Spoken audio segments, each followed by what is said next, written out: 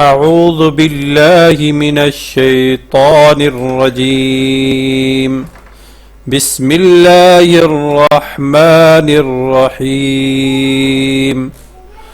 خيركم من تعلم القرآن وعلمه السلام علیکم ورحمۃ اللہ وبرکاتہ۔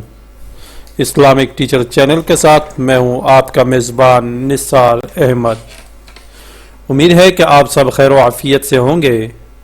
اللہ تعالیٰ سے دعا ہے کہ اللہ تعالیٰ ہم سب کو دین کو صحیح معنوں میں سیکھنے، سمجھنے اور اس پر عمل کرنے کی توفیق عطا فرمائے، آمین۔ معزز سامعین کرام، آج ہم سبق نمبر 20 پڑھیں گے۔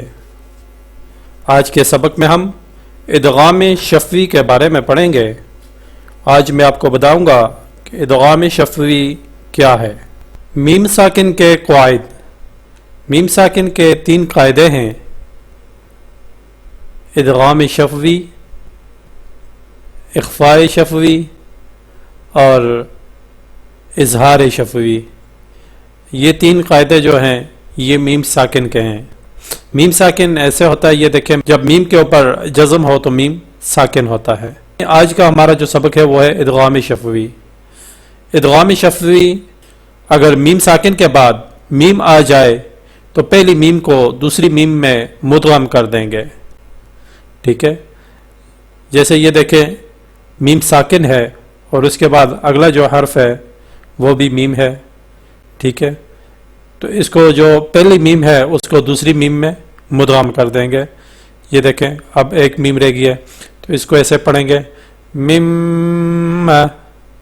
میم، ٹھیک ہے۔ اسے ادغام شفوی کہتے ہیں، ٹھیک ہے۔ یہ مثال دیکھیں، مثلا جیسے یہ دیکھیں، یہ انہم لکھا ہوا ہے، ٹھیک ہے۔ یہ میم جو ہے یہ ساکن ہے، تو اس کے بعد اگلا جو حرف ہے وہ بھی میم ہے، تو اس میم کو یہ دوسری میم میں مدغم کر دیں گے۔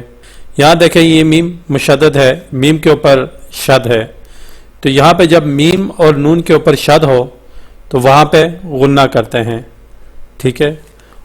غنے کا مخرج یہ ہے کہ میم اور نون، ٹھیک ہے، میم اور نون کے اوپر شد ہو تو وہاں پہ غنہ ہوتا ہے۔ تو یہاں پہ ہم غنہ بھی کریں گے ساتھ، تو اس کو پھر ایسے پڑھیں گے، انہم مبعوثون، انہم، انہم، مطلب ناک میں آواز ٹھہرائیں گے، تقریباً 1 سیکنڈ جو ہے ناک میں ہم نے آواز ٹھہرانی ہے، یہاں پہ غنہ کرنا ہے، انہم مبعوثون، ٹھیک ہے۔ اب یہ آگے دیکھیں کہ یہ دیکھیں میم ساکن ہے اور میم کے بعد پھر میم ہے، تو یہاں پہ بھی یہی ہوگا کہ ہم اس میم کو دوسری میم میں مدغم کر دیں گے۔ تو اسی کو ادغام شفوی کہتے ہیں کہ میم کے بعد میم آ جائے تو میم کو میم میں مدغم کرنا ہوتا ہے، ٹھیک ہے۔ تو یہاں پہ ہم مدغم کریں گے، ٹھیک ہے، ایک میم پڑھیں گے اور دوسرے میم کے اوپر شد ہے تو یہاں پہ بھی ہم غنہ کریں گے، وَآمَنَهُمْ، ٹھیک ہے، اس کو ایسے پڑھیں گے، وَآمَنَهُمْ مِنْ، ٹھیک ہے۔ تو معزز سامعین، اگر میم ساکن کے بعد میم آ جائے تو پہلی میم کو دوسری میم میں مدغم کر دیں گے، ٹھیک ہے۔ اسے ادغام شفوی کہتے ہیں۔ تو معزز سامعین، آج ہم نے ادغام شفوی کے بارے میں پڑھا، کل انشاءاللہ ہم اخفاء شفوی کے بارے میں پڑھیں گے۔ امید ہے کہ آج کے سبق کی آپ کو سمجھ آئی ہوگی۔ کل انشاءاللہ نئے سبق کے ساتھ میں آپ کی خدمت میں دوبارہ حاضر ہوں گا۔ کل تک مجھے اجازت دیجیے۔ اللہ تعالیٰ سے دعا ہے کہ اللہ تعالیٰ ہم سب کو قرآن پاک کو صحیح معنوں میں سیکھنے، سمجھنے اور اس پر عمل کرنے کی توفیق عطا فرمائے، آمین۔ وآخر دعوانا ان الحمد للہ رب العالمین۔